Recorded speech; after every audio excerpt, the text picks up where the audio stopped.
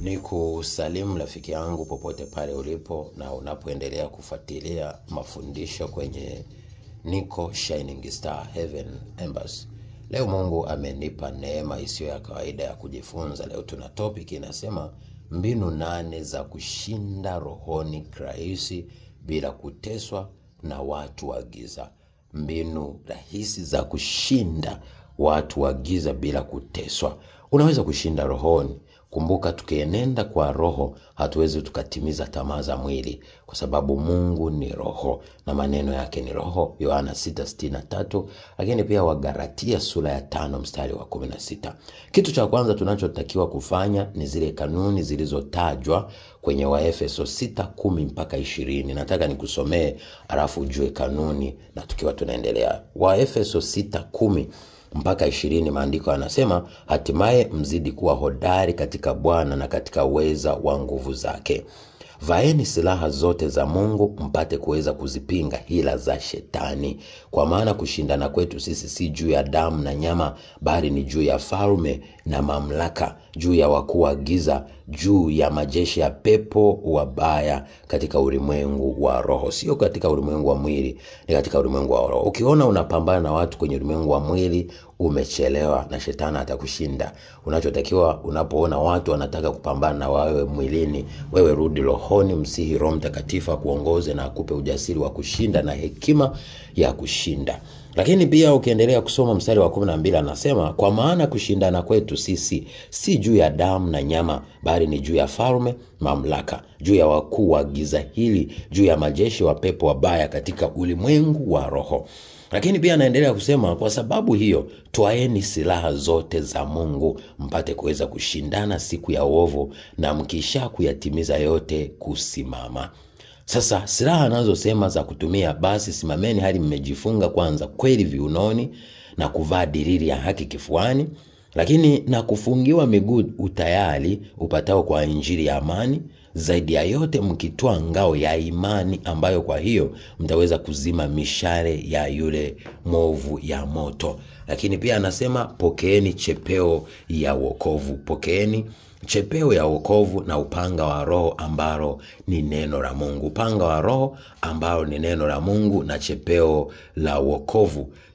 Lakini pia mstari wa 18 anakuambia, kwa sala zote na maombi mkisali. Kwa hiyo lazima pia ziwepo sala zote na maombi mkisali kila wakati katika roho, sio katika mwili. Kusali katika roho ni katika kufata neno la Mungu, ni katika kuongozwa na Roho Mtakatifu, lakini pia ni katika kunena kwa lugha. Lakini ukinena kwa lugha ina maana unaongozwa na Roho. Lakini pia anasema mkikesha kwa jambo hilo na kudumu katika kuwaombea watakatifu wote. Kwa udumu katika maombi, katika sala zote, lakini pia ukiwaombea na watakatifu wengine.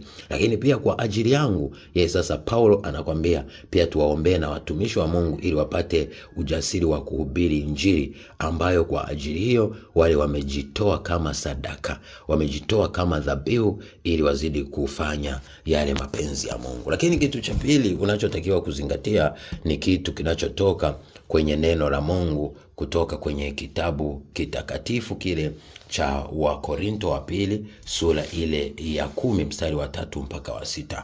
Nataka nikusomee ili uweze kujua, kuelewa na kufahamu kile Mungu ambacho anataka ujue ili uweze kushinda. Kumbuka, wengi hatushindi duniani kwa sababu si kwamba Mungu hataki kutushindia, ila hatushindi duniani kwa sababu hatujui silaha za Mungu na namna ya kuweza kushinda. Wakorinto wa pili sura ya 10 mstari wa 3 mpaka wa 6, maandiko yanasema, maana ingawa tunaenenda katika mwili, hatufanyi vita kwa jinsi ya mwili. Maana silaha za vita vyetu si za mwili, bali zina uwezo katika Mungu hata kuangusha ngome.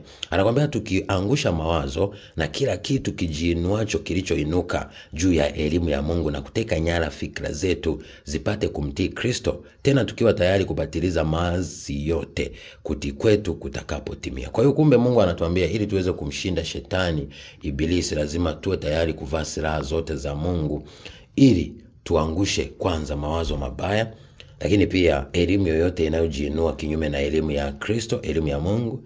Lakini tuteke nyara fikra zetu zimtii Kristo, zitii neno lake na zimtii Roho Mtakatifu. Lakini pia tupatilize maasi yote, na maana tuache dhambi na kutii kuongezeke. Maana Mungu anasema mtu huyu ndo nitakayemwangalia. Ukisoma Isaya 66 mstari wa 2 anakuambia lazima kwanza awe mnyonge rohoni, lakini cha pili awe ni mtu aliyepondeka na kuvunjika moyo wake, lakini tatu awe ni mtu anayetetemeka anapolisikiliza neno lake. Lakini cha tatu, tembea katika utakatifu. Ukisoma Yohana wa kwanza 5:18 anakuambia lakini yule asiyetenda dhambi, yule mwovu hamgusi. Lakini maandiko pia yanasema tutafute kuwa na amani na watu wote na huo utakatifu ambao hakuna mtu atakayemwona Bwana bila kuwa nao. Lakini kitu cha 4 ni acha dhambi. Yohana wa kwanza 3:8 anakuambia atendaye dhambi ni wa ibilisi. Lakini Yohana 59:1-3 anakuambia lakini mkono wa Bwana ukupunguka usituokoe na sikio lake si zito lisitusikie, ila dhambi zetu zimetufarakanisha naye. Lakini cha 5 ni upendo, na maandiko yanasema upendo unaficha wingi wa dhambi, lakini pia upendo unaondoa hofu. Yohana wa kwanza 4:18. Lakini upendo unafadhili, unainua, unabariki. Soma wa Korinto wa kwanza sura ya 13 mstari wa kwanza mpaka wa 13.